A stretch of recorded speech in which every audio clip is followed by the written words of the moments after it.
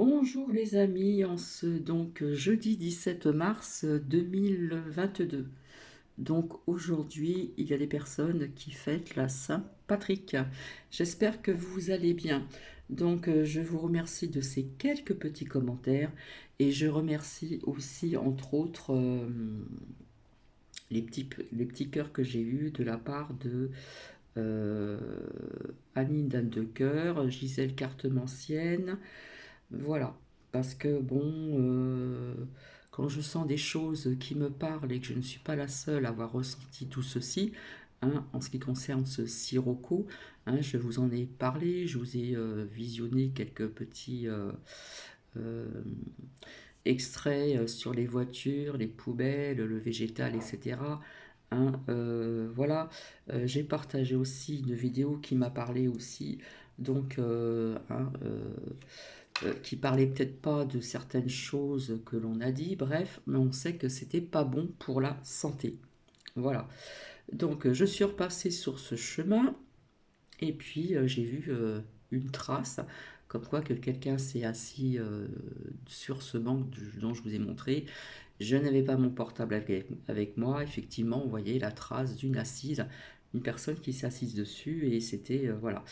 Donc j'espère que la personne va laver ses vêtements, hein, parce qu'il faut quand même être prudent et je suis pas là non plus pour attiser la peur, etc. Mais bon, j'ai vu qu'il y avait des personnes qui ont eu les mêmes ressentis, que ce soit à travers les oracles, à travers des partages, à travers des ceci, des cela. Je les remercie infiniment. Alors je vais commencer, j'espère que vous allez bien, voilà. Je vais commencer par vous lire la phrase du jour. Alors ça tombe bien parce que j'avais envie de vous partager, comment dire, quelqu'un qui vous raconte une histoire vraie. Voilà, c'est à écouter. Et je vous dirai la suite après. Là où il y a de l'amour, il y a un ange. Et bizarrement, c'est la phrase du jour sur mon agenda de Karen Goldman. Et je ne suis pas tombée sur ce partage de vidéo par hasard, parce que je ne crois pas au hasard.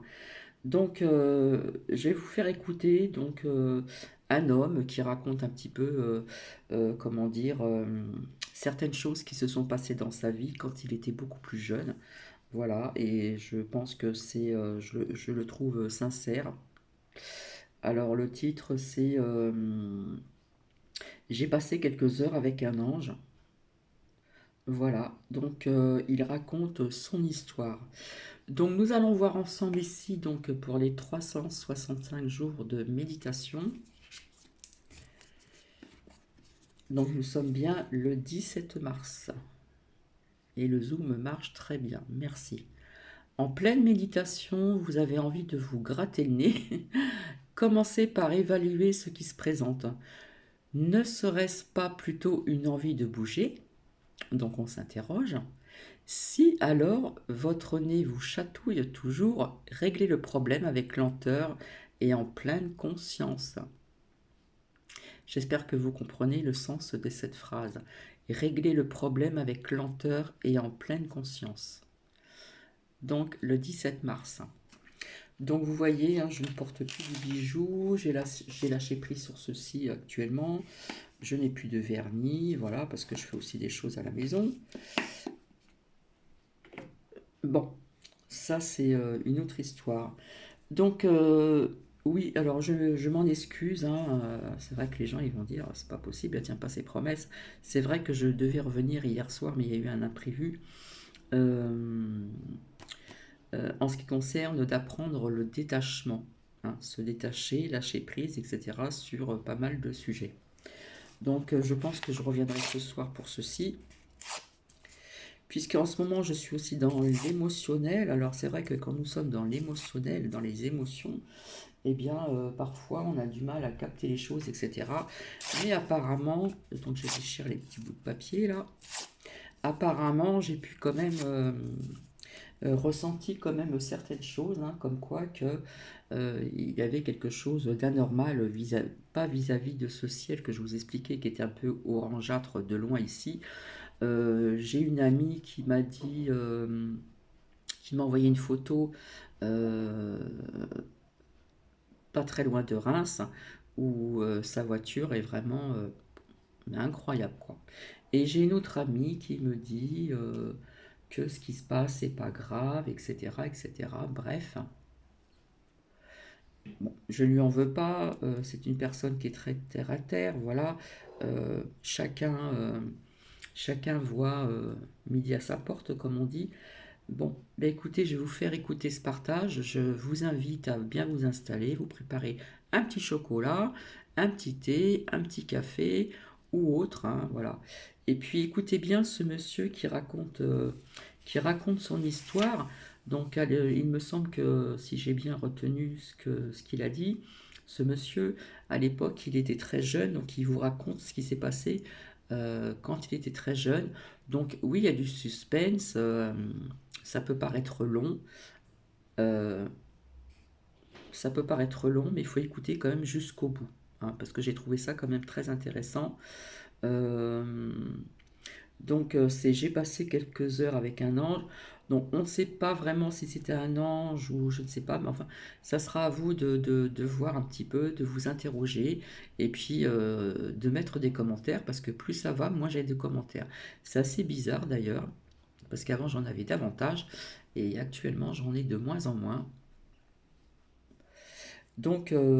C'est pas grave, je continue mon petit bout de chemin. Je vous invite à bien vous installer confortablement et puis écouter donc les dires de ce monsieur, une, son histoire. Je vous dis bonne écoute.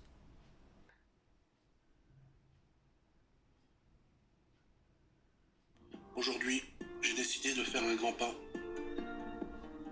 Pendant des années, je me suis demandé si un jour j'allais pouvoir raconter cette histoire qui me concerne puisque c'est mon histoire, une histoire que j'ai vécue il y a 34 ans, que je vais vous raconter dans les moindres détails que j'ai gardés en mémoire et je vais vous raconter ce que j'ai vu, entendu avec mes yeux de jeune homme de 16 ans que j'avais à l'époque. Alors il y a 34 ans, alors que j'étais en fait de l'assistance publique, un enfant de la DAS. J'étais élevé dans une famille, je ne donnerai pas les noms évidemment, mais j'étais dans une maison familiale, considéré comme un enfant, comme l'un d'entre eux. Et j'avais beaucoup de problèmes avec les relations des jeunes de mon âge. Faut dire qu'à l'école j'étais un petit peu perturbateur. Je cherchais toujours à ce qu'on attire l'attention sur moi en fait. J'essayais d'attirer l'attention sur moi. J'étais un enfant perturbé. Pourquoi? Parce que mes parents étaient divorcés. Je vivais pas dans, bah, dans la famille que j'aurais voulu vivre évidemment. J'étais pas malheureux, mais j'étais pas heureux non plus. La famille chez qui j'étais, j'avais tout ce que pouvait espérer un enfant. Voilà, j'ai eu une bonne éducation. J'étais élevé à l'ancienne, etc. Mais il y a 34 ans, comme ça n'allait pas au niveau des centres scolaires où j'étais, eh bien, l'assistante sociale qui venait me voir une fois par mois a fait un rapport et a décidé de m'envoyer dans une maison familiale. Cette maison familiale s'appelait le Centre Belle Étoile de Mercury. Un centre qui se trouvait au-dessus d'Albertville, qui aujourd'hui est devenu évidemment une résidence d'habitation. Ce centre-là, il y a pas mal de gens qui vont voir cette vidéo, qui vont se rappeler de ce centre. C'est un centre qui était fait pour les têtes brûlées, pour les enfants en difficulté, pour les voyous. Voilà. Alors que moi, j'en étais pas un, mais enfin, j'ai atterri là-dedans, en tout cas. Je suis arrivé un lundi, et j'étais tout de suite encadré par des éducateurs, avec un plan de formation qui était pâtissier, chocolatier, glacier, confiseur. J'avais 16 ans. Je suis arrivé le lundi, et en arrivant, je fais mes affaires, je m'installe dans une chambre avec d'autres enfants de mon âge, d'autres ados. On était 3 ou 4 par chambre.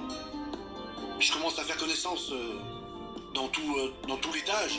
C'est un bâtiment avec plusieurs étages en fonction des métiers de chacun, du plan de formation de chacun, avec un éducateur principal attitré, et puis d'autres éducateurs qui interviennent tout au long du séjour. Alors que je me promenais dans le couloir et que j'allais discuter avec un camarade avec qui j'avais tissé un lien d'amitié, on va dire, je m'assois sur un lit qui était tout fait et je discute avec donc cette personne. Et là, je vois une personne arriver. Je me rappelle, c'était un Tunisien. Il arrive et il commence à m'insulter. Je vais pas donner les insultes ici, sinon elle va être boycottée la vidéo. Mais c'est des insultes vraiment de bas quartier. Et moi j'ai répondu simplement en me levant et en poussant l'individu. Et à ce moment-là, j'ai rien vu. J'ai pris une châtaigne sur le nez. Donc le nez s'est mis à pisser le nez, pisser le sang. Je suis allé donc me reboucher le main. J'ai fini à l'hôpital d'Albertville. Et à l'hôpital d'Albertville, c'est là que tout commence. J'étais dans une chambre, donc imaginez-vous, il y a 34 ans en arrière. J'étais dans une chambre, au départ j'étais tout seul. Et je me souviens j'étais à gauche de la porte d'entrée. Donc un lit, la porte d'entrée était là. On rentrait, j'avais mon lit sur la gauche, j'en avais un autre après aussi. Et puis à droite, donc en face les fenêtres qui donnaient sur la cour. Et à droite il y avait 2 autres lits. Donc j'ai eu une double fracture du nez, donc j'ai eu une opération du nez. Donc ils ont redressé mon nez avec des broches, j'ai eu un plâtre, comme ça, voilà. D'ailleurs depuis ce jour-là, j'ai une déviation de la cloison nasale, ce qui fait que je respire très mal d'un côté d'une narine. Mais ça c'est bon, c'est des conséquences. 2-3 jours plus tard, alors que j'étais hospitalisé, je vois une personne internée dans l'hôpital, donc un voisin de chambre qui s'installe sur le lit d'à côté. Un monsieur d'un certain âge, je ne saurais dire son âge maintenant, mais il paraissait avoir la quarantaine. Cet homme-là, c'était pas quelqu'un de banal parce que moi, avec mes yeux d'adolescent, je le voyais mystérieux parce qu'il parlait pas beaucoup. Je le voyais souvent fermer les yeux et méditer. Mais par contre, il avait réponse à beaucoup de choses. Je lui posais des questions et il avait réponse à tout. Alors moi, comme j'avais soif de connaissances, je l'embêtais un peu et il me faisait savoir que des fois, il fallait que je me taise, qu'il avait besoin d'être tranquille. Jusqu'au moment où on arrive quand même à dialoguer, je lui demande pourquoi il est là. Qu'est-ce qui lui est arrivé? Après qu'il m'ait demandé, bien sûr, ce qui m'est arrivé.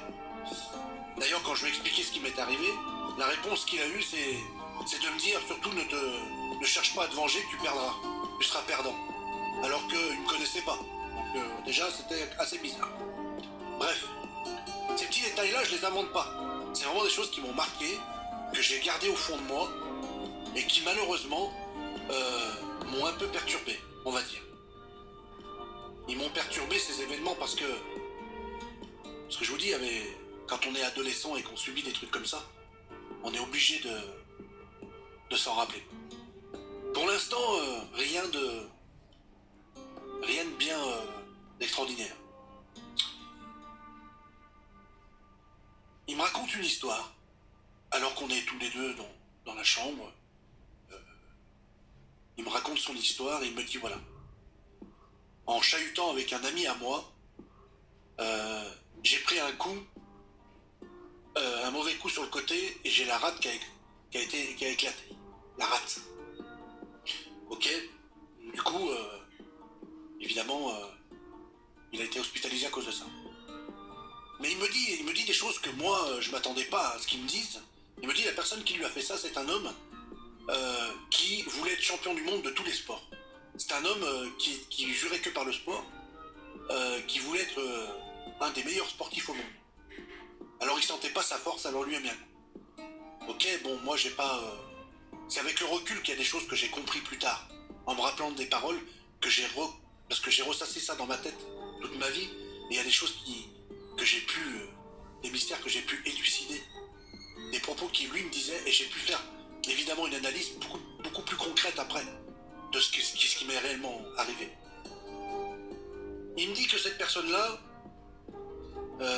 elle va lui rendre visite bientôt. Ok. Le jour suivant, la personne vient. Le matin, je sais plus, vers 10h à peu près. Ouais, enfin, c'était à peu près en fin de matinée. Entre 10 et 12. Je vois une personne arriver là, dans la chambre. Il me dit bonjour. Il s'avance près du lit donc de ce monsieur. Ce monsieur qui s'appelait Monsieur Colomb d'ailleurs. J'ai jamais oublié. Il s'approche, il s'assoit donc à son chevet, il prend la main de cette personne, et je puis vous assurer, mesdames et messieurs, que pendant toute sa visite, je n'ai entendu aucun son de voix. Ils se sont parlé, je les voyais faire comme ça, comme ça, comme ça, simplement, je sais pas, comme s'ils se parlaient par télépathie. Moi, à l'époque, je me disais, bon, je voyais ça d'un œil un peu émerveillé. Ça serait aujourd'hui, on me raconte ça, je dirais le mec qu'il est cinglé. Faut qu'il aille se faire soigner. C'est pour ça que j'ai eu peur de faire cette vidéo, parce que ce que je vais vous dire, c'est vraiment ce que j'ai vu. Voilà, et au détriment de ce que vous pourrez croire, c'est vraiment ce dont je me souviens. Et tout ce que je vous raconte, c'est vraiment ce que j'ai vécu. Ils se sont parlé par télépathie. Voilà. La personne, ensuite, est partie. Je sais plus, je crois que c'était... Elle est restée jusqu'à midi, et à un moment donné, la fermière est venue pour nous amener les plateaux repas. Et là, à ce moment-là, il est parti. Il m'a souhaité bon appétit, il est parti. La journée se faisant, le soir, début de soirée, entre 16 et 18 heures, Monsieur Colomb était allongé. Moi, j'étais sur mon lit avec un bouquin de BD, je sais plus ce que c'était, un Spirou ou je ne sais quoi. On parlait comme ça. Et je lui demandais le triangle des Bermudes, c'est quoi, pourquoi ça existe et tout. Et bon, je me souviens plus ce qu'il m'avait répondu, mais il me parlait de champ magnétique, etc. J'étais très fasciné par ce qu'il me disait. Ces paroles, elles avaient quelque chose sur moi, en effet. C'était pas que j'avais l'impression que je ne parlais pas à quelqu'un d'ordinaire. C'est ça, c'est vraiment ça la raison. J'avais l'impression que je ne m'adressais pas à quelqu'un d'ordinaire.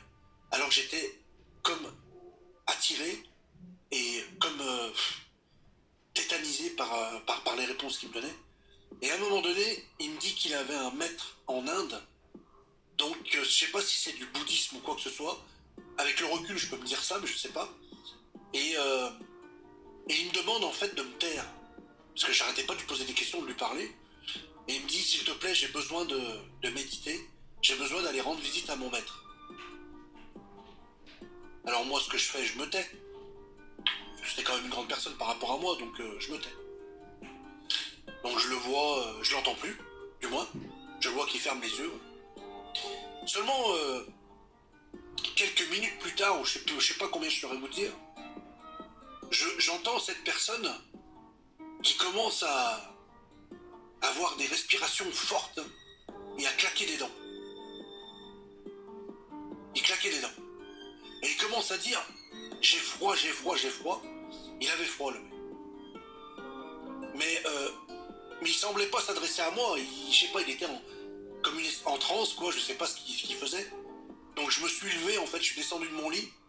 J'ai mis une couverture sur cet homme parce qu'il avait froid. Je retourne me coucher, mais au bout de 3 minutes, j'ai chaud, j'ai chaud, j'ai chaud, j'ai chaud. Il suait comme pas possible. Je dis, c'est pas possible. Je dis, qu'est-ce qui se passe et tout. Et d'un seul coup, il s'est levé comme ça en s'asseyant sur son lit et il a fait ce qu'on appelle une hématémèse. Il a vomi du sang. Oh, comme ça, plein le lit. Alors là, tout de suite, ce que j'ai fait, un réflexe que j'avais, je sais pas si, j'ai dû le voir à l'école sûrement, j'ai mis la personne sur le côté, et tout de suite, j'ai mis la personne sur le côté, j'ai essayé de... Je n'osais même pas trop mettre les mains sur la bouche, mais je suis parti en courant, carrément, chercher l'infirmière, et j'ai dit, venez vite, le monsieur est en train de vomir du sang, je crois que c'est un truc comme ça. Et là, les infirmières sont venues, tac, le médecin est arrivé, enfin, à l'époque. Maintenant, ça se passe maintenant, ils prennent le lit, puis ils s'en vont avec le patient. Non, non. Là, à l'époque, il y avait des stores qui étaient sur roulette, en accordéon. Donc ils l'ont tiré comme ça pour cacher du lit. Et les médecins étaient avec lui, en train de pratiquer une réanimation cardio-pulmonaire. Ce qu'on appelle une RCP en jargon. Seulement, ce que j'ai entendu, mesdames et messieurs, c'est là-dedans. C'est jamais sorti de ma tête. Le médecin disait à l'infirmière, allez me chercher un autre stéto. Allez me chercher un autre stéthoscope. C'est pas possible. C'est impossible, il marche pas. Apparemment, il disait c'est impossible, j'ai pas de pouls, j'ai rien. Comme s'il était mort. Bah, j'ai pas de pouls, il a la tension, une tension au bord du collapsus en fait. Il avait pas de tension et il était considéré comme mort. Et pourtant, il avait une activité cérébrale et apparemment une respiration. C'est simplement le cœur qui était arrêté, c'est ça qu'il comprenait pas. C'était pour lui quelque chose de très bizarre. Donc je vois l'infirmière qui part en courant, ils étaient tous affolés là-dedans.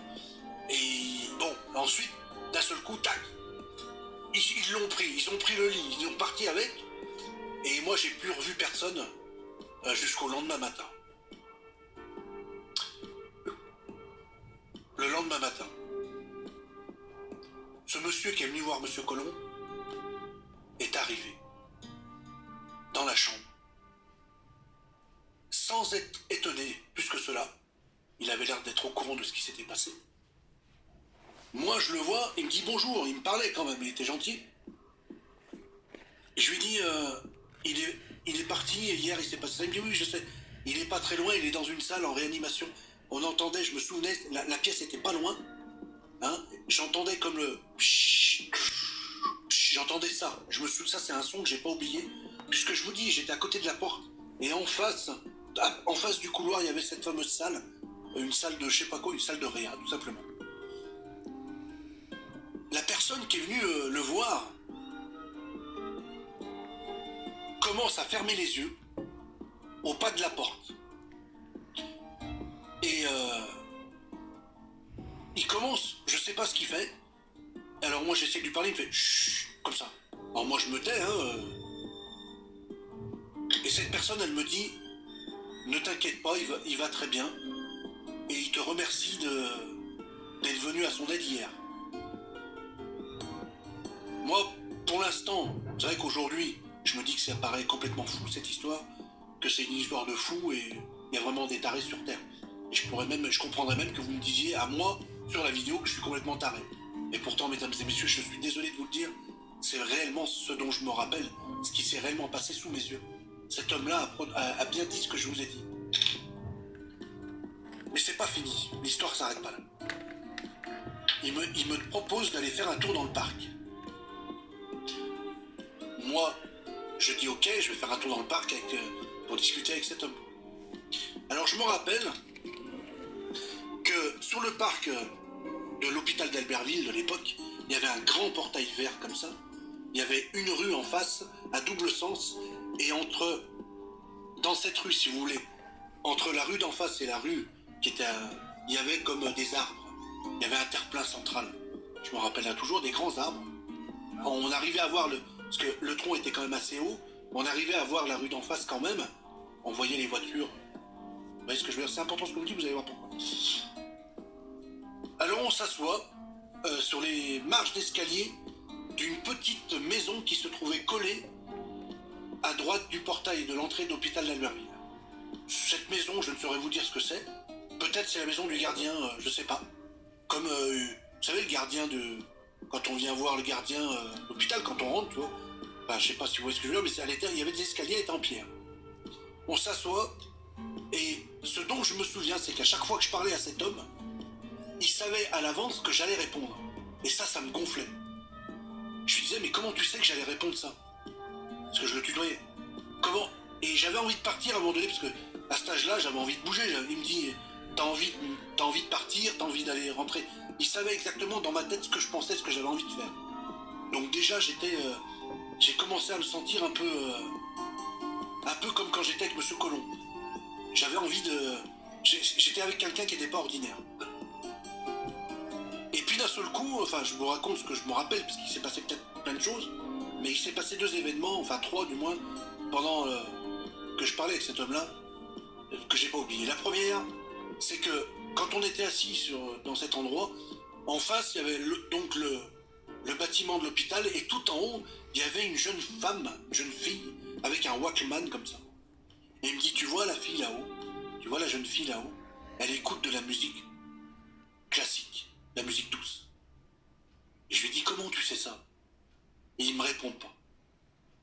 Il me dit, tu verras, elle va bientôt descendre, elle va passer devant nous, tu verras, elle écoute de la musique classique. Elle va bientôt descendre, cette personne-là, pour se promener dans le parc. Eh bien, figurez-vous qu'elle est descendue. Mais avant que cette personne descende, il s'est passé un autre truc. Il y a une voiture qui était carrément dans la rue qui était en face, mais pas côté hôpital, de l'autre côté, qui s'arrête et qui se met en warning. Et il me dit, tu vois la dame là-bas? Elle cherche le gymnase d'Albertville. Elle va venir nous demander où se trouve le gymnase d'Albertville. La personne, cette femme qui vient, elle traverse, elle s'approche. Excusez-moi monsieur, elle s'adresse donc au type. Oui, alors lui il répond oui, le gymnase d'Albertville. Oui, c'est ça. Et puis il lui dit, alors il indique où c'est. Et la bonne femme, elle s'en va sans se poser de questions. Comment elle sait que je cherche le gymnase? Moi, n'importe qui se serait demandé, mais attends, comment vous savez que je cherche? Non, non, elle a rien dit. Elle commence à tourner talon, elle s'arrête, elle se retourne, elle me regarde, elle me fait, vous vous êtes cassé le nez, vous êtes battu? Je lui dis oui.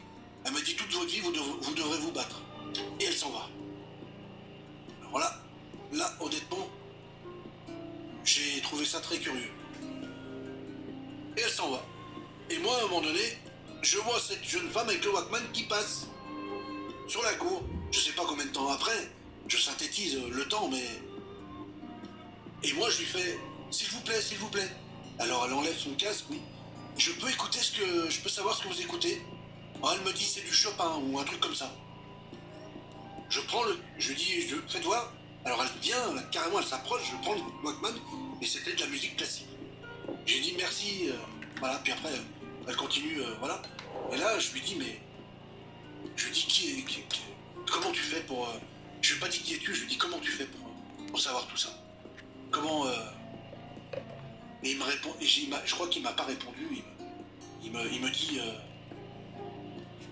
il me dit, je dois y aller. Il faut que j'y aille. Je dois partir. Écoutez bien, parce que là, ce qui va se passer, ça va se passer très vite. Je vais essayer d'être le plus précis possible sur ce qui va suivre. J'étais toujours assis, il se lève, il était à ma droite. Je me rappelle toujours, à ma droite, côté portail. Il faut savoir qu'entre le portail, il y avait un petit muret, et contre le muret, la maison. Et la petite maisonnette, les escaliers où on était assis. Il se lève, il me dit, je sais pas si on se reverra, mais je te souhaite bonne chance pour la suite. Il commence à marcher, et si vous voulez, le long du trottoir où se trouvait la maison, il y avait un grand mur de l'hôpital qui longeait tout le parc et qui fait à peu près, je sais pas, bien 100 mètres. Allez, même s'il fait 50 mètres, admettons. Donc il y a un grand mur, un trottoir où normalement il est censé... donc il se lève, il prend le petit portillon à côté du portail, il me fait signe de la main, et moi, à ce moment-là, je sais pas pourquoi, je saurais vous dire pourquoi j'ai ressenti ça. J'ai eu une grosse émotion là, j'avais pas envie qu'il parte. Parce qu'en sa présence, je sentais quelque chose de... Je sais pas l'expliquer. Ce que je voulais, c'est qu'il reste avec moi. Je sais pas pourquoi je vous dis ça, mais... Je sais pas pourquoi j'ai ressenti ça, mais je voulais pas qu'il parte. J'étais bien en sa présence. Il franchit ce petit portillon et il se dirige vers la droite. Il me fait coucou comme ça. J'ai les boules quand je raconte ça. J'ai beaucoup d'émotions à chaque fois que je raconte ça. Excusez-moi.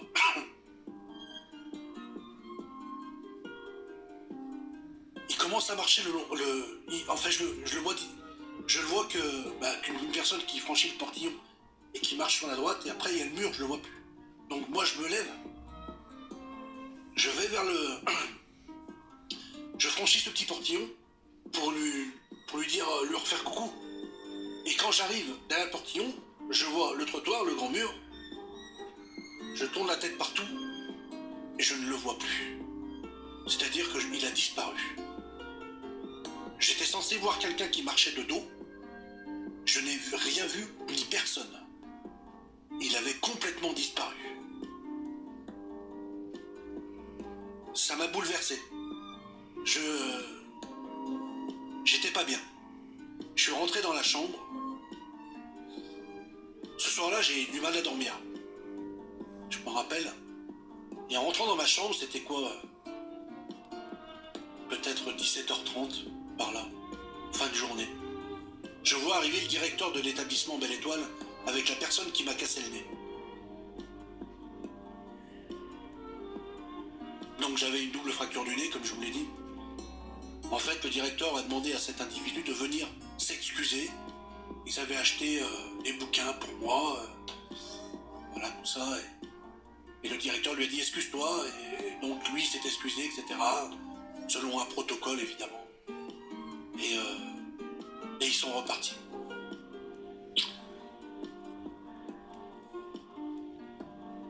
Le soir se passe comme ça. Le lendemain matin, je sais pas, milieu de matinée, Monsieur Colomb, le retour. Je le vois revenir dans la chambre. Il s'assoit sur son lit. Il s'Andrea, donc ça avait l'air d'aller. Il s'assoit sur son lit. Il me dit rien. Si, je crois qu'il me dit bonjour, ça va, mais rien de plus. Je lui dis, il y a un monsieur qui est venu hier, je raconte ce que j'ai vécu. Il dit oui, je sais qu'il est venu. Il faut que tu saches une chose, c'est que lui et moi, on n'a pas besoin de se parler avec la voix. On communique par télépathie. Moi, j'ai pas été choqué plus que ça, avec ce que j'avais vu d'eux. Et il vient vers moi et il me dit, écoute. Et comme moi, vous savez ce que je vais vous dire, c'est... J'avais pas l'habitude qu'on me parle comme ça. J'ai vécu, vous savez, une enfance, moi, où on disait pas mon fils je t'aime ou des trucs comme ça. J'ai jamais eu trop d'affection quand j'étais gamin.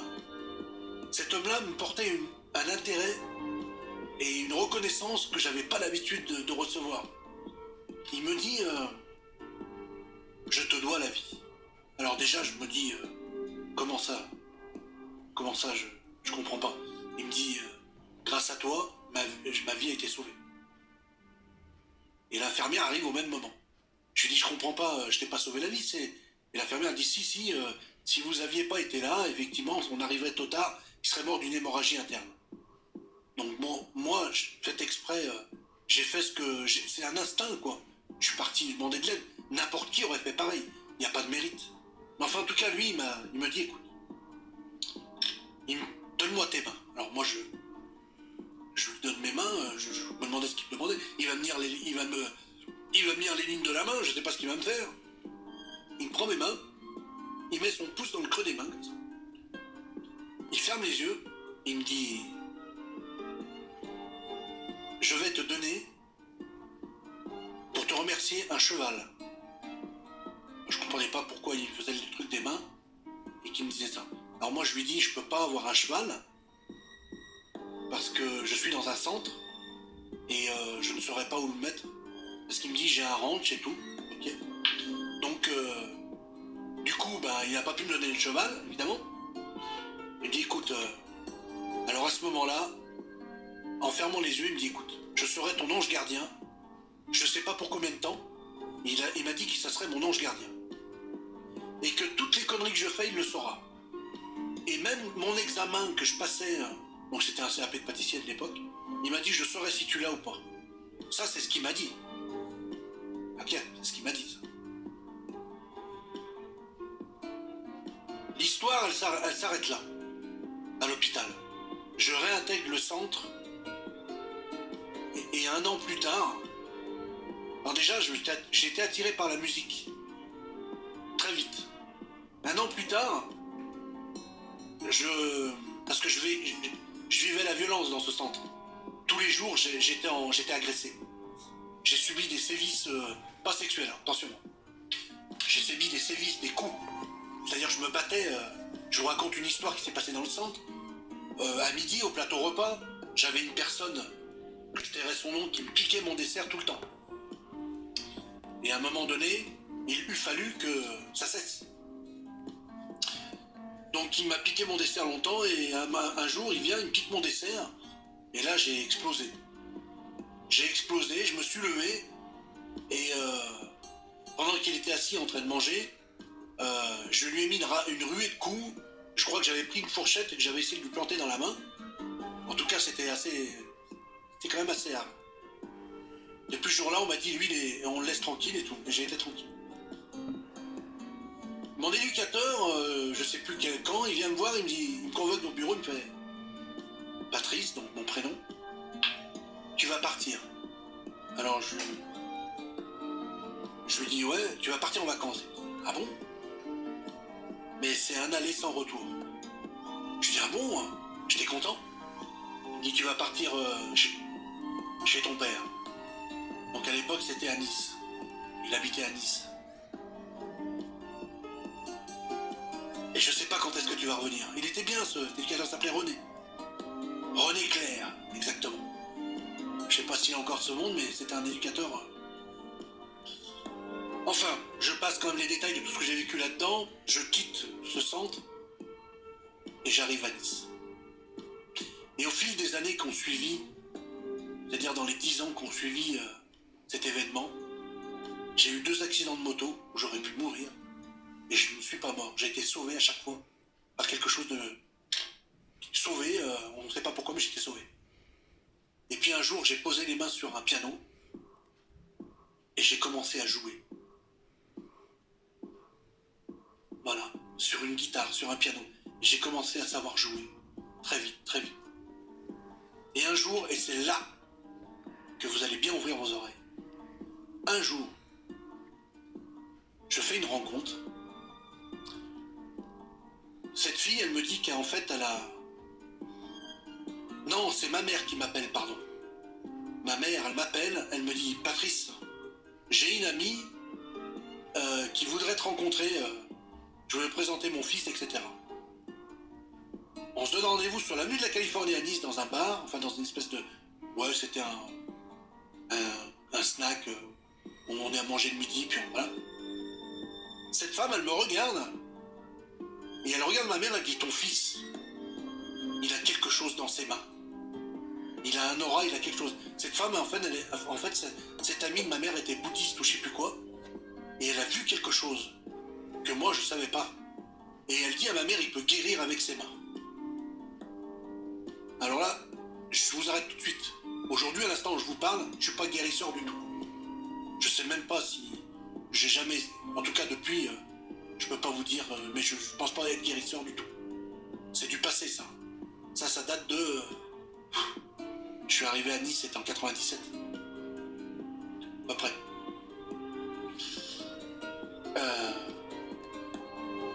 Non, c'était avant. C'était avant 97. C'était en 88. En 87, pardon. Parce qu'en 88, j'ai fait l'armée. Je suis revenu ensuite. Voilà, ok, donc c'est ça. C'est ça. Donc ça s'est passé dans les années 90, ce que je vous dis là. Dans les années 90, 91, 12, par là dans ces zones. J'essaie de me restructurer par rapport au centre Belle-Étoile. Du coup, ma mère, elle a dit, bah c'est bien, mon fils, ok, d'accord. Ma mère me rappelle un autre jour. Je sais plus quand, peut-être quelques mois après. Elle me dit, Patrice, j'ai une amie, sa fille a un caillot de sang au cerveau. Tu veux pas essayer de lui poser les mains sur ta tête ou essayer de faire quelque chose, on sait jamais. Et moi, je dis écoute, je veux bien la rencontrer, mais je te promets rien, quoi. Je sais pas, moi. Donc je rencontre cette femme, je rencontre cette jeune fille qui était un petit peu plus jeune que moi. Et ma mère, je me souviens toujours, elle dit à sa copine, laisse faire mon fils, ne vous inquiétez pas. Et moi, j'ai posé en fait mes mains sur sa tête, j'ai fermé les yeux, et je crois que j'ai dit une prière. J'ai dû dire, Seigneur, s'il te plaît, viens à son aide, s'il te plaît, ou un truc comme ça. J'ai dû dire un truc comme ça. Voilà, ça a duré quoi, peut-être 5 minutes. Puis on a continué, on a bu un coup, etc. Je crois que c'est 2-3 jours après, ma mère m'appelle en pleurs. Elle me dit, ouais, Patrice, tu te rends compte, mon fils, la fille, le caillot de sang est sorti par le nez. Son caillot de sang est sorti par le nez. Et c'est à ce moment-là que j'ai dit, bah incroyable ça, dis donc. Mais à cette époque-là, j'étais encore trop jeune pour mesurer l'importance de ce qui s'était passé. Et je ne faisais pas encore la liaison. Je racontais cette histoire que j'ai vécue, et puis je prenais ça avec légèreté, je me disais, ouais, c'est quelqu'un qui m'a donné des pouvoirs. Je passais pour un con, mais enfin, en tout cas, voilà. Mais en tout cas, avec le temps et le recul, il s'est passé ça. Et après, avec le temps, évidemment, toutes ces choses-là, elles ont disparu. J'ai toujours l'histoire dans ma tête. Je ne saurais vous dire si aujourd'hui je guéris ou pas, j'en sais rien. Je préfère pas le savoir. En tout cas, je ne cherche pas du tout à me prétendre guérisseur ou quoi que ce soit. Moi, cette vidéo, je l'ai faite pour raconter vraiment ce qui s'est passé. Monsieur Colomb, je l'ai jamais revu.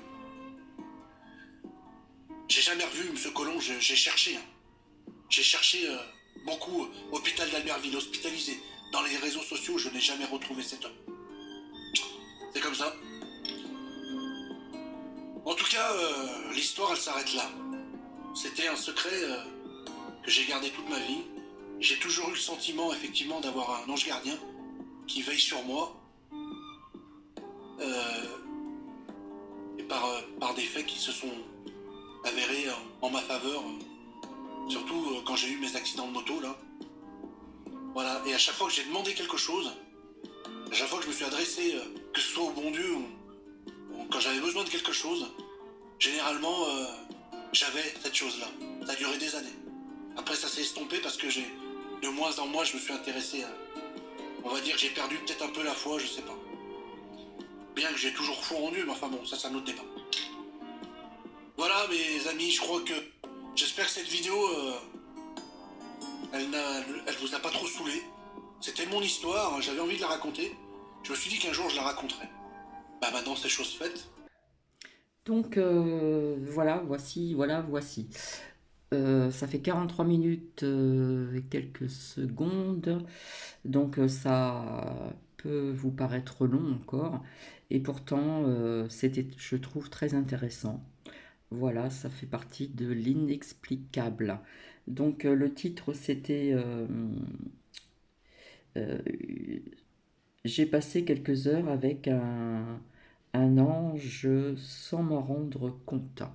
Donc si vous avez des commentaires à mettre, ça serait sympa de que je puisse avoir un peu vos avis de ce que vous pensez de son histoire.